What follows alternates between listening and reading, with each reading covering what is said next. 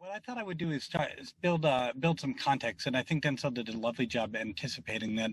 I'm really interested in helping us think about the relationship between past and present when we talk about current events.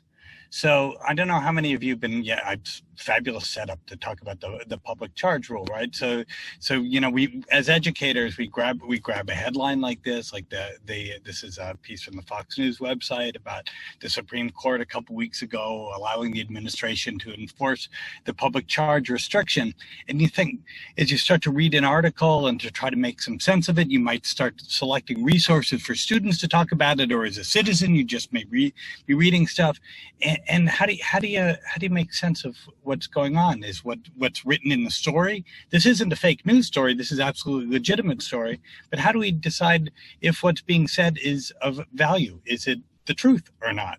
So I thought I would take us over to an article from the summer when the public charge conversation just slipped into the news.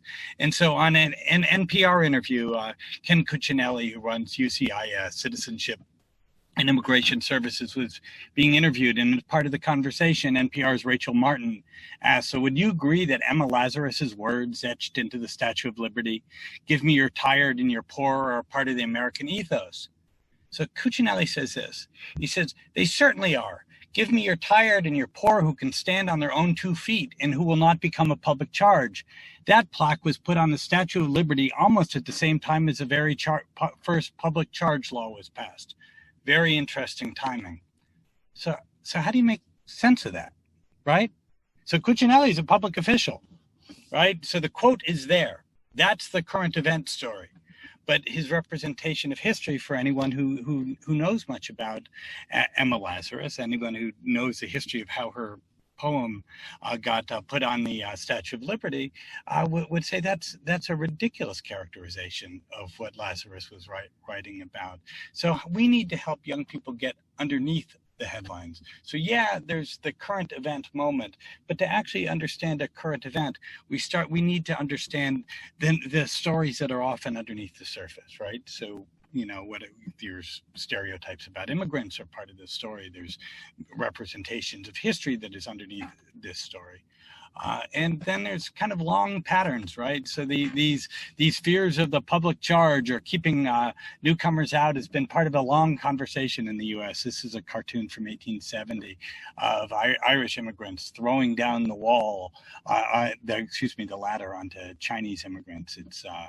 It's called throwing down, the ladder on which they came. And so we know that there's been these stories over time, right, about when newcomers come, people start to change rules and start to tell stories about the next group. I love this political cartoon from the 1890s, as you see these gentlemen pushing immigrants at the newcomer out, but of course their shadow, the story of who they were and their ancestors were, and actually in pretty stereotypical images, are sit behind them. And so we have to start to think about what is the relationship between the way we're acting in the present and some of these stories that were either told about ourselves or our own identities in the past. So just to have a contemporary conversation often leaves us with just a little bit of the information. And then I guess I thought I'd share one more historical example, right? So in the 1930s, in the Great Depression, the fear was that Mexicans and Mexican immigrants, and there are two different things here in this conversation, and Mexican Americans, three, that they were somehow responsible for taking jobs away during the Great Depression. And so actually about 82,000 Mexicans and Mexican Americans were deported, right? Because they were taking the jobs away. 60% of those who were deported were actually U.S. citizens. All of this is actually important for us to understand this public charge conversation and this idea that Ken Cuccinelli starts talking about immigrants standing on their own 2 feet. So there's a wonderful book. I think my favorite book in the last couple of years is a book that came out in November by an author named Erica Lee. It's called America for Americans. There's an interview I did with her on the Reimagining website.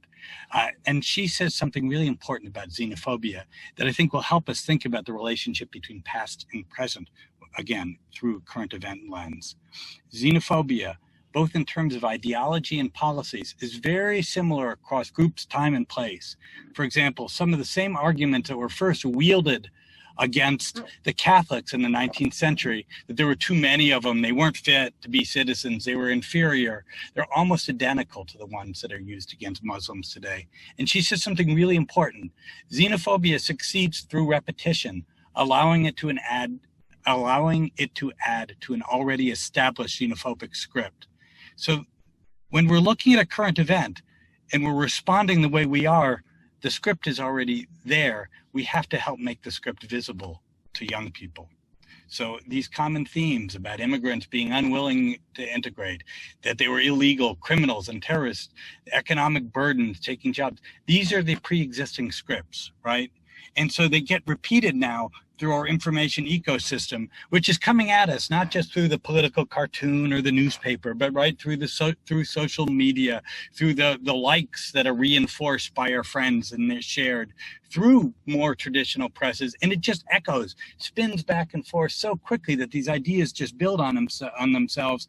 We may no longer be even sure where those ideas first originated. So as educators, I think many of us have been taught to think about historical thinking skills and what they look like in a social studies or a history classroom. I would suggest we need to start to think about how do we apply historical thinking skills to current events, right? Some of these kind of very, very classic ideas of what does it mean to teach good history and make sure that our understanding of the past is actually a transferable skill. So at Reimagining Migration, we've created a learning arc, and what the learning arc is designed to do is help us take migration issues and not just think about them through one individual story, but to help us do useful comparisons and distinctions about stories of migration across time. So starting to look at big picture questions that are very similar, understanding the journey in ways how are immigrant stories similar and different than in the past? Why do people leave their homes?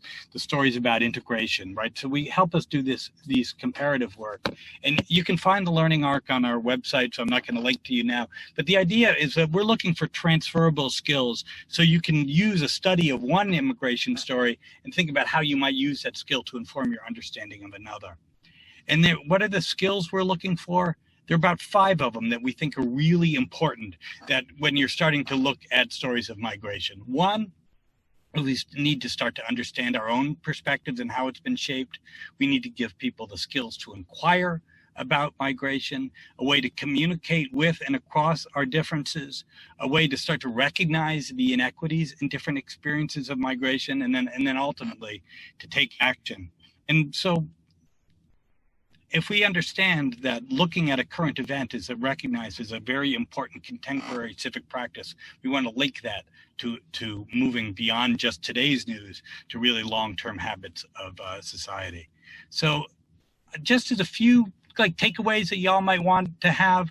So on our website, you're going to find a few thinking routines that we've developed with Project Zero, or some that they've developed previously that we think could tie to each of these skills.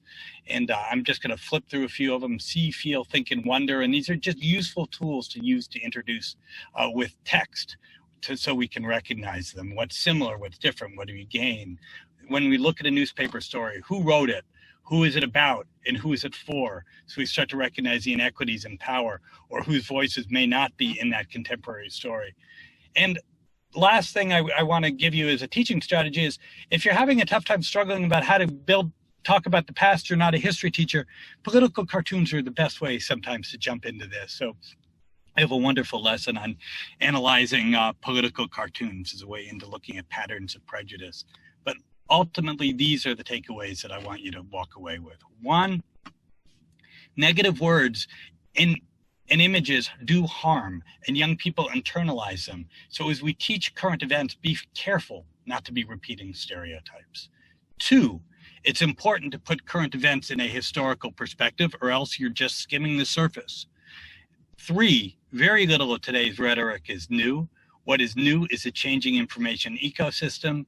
And 4, we're really looking to build literacy habits that transcend the news cycle. So when you look at one story, you've developed skills and habits and dispositions that you can apply to the next.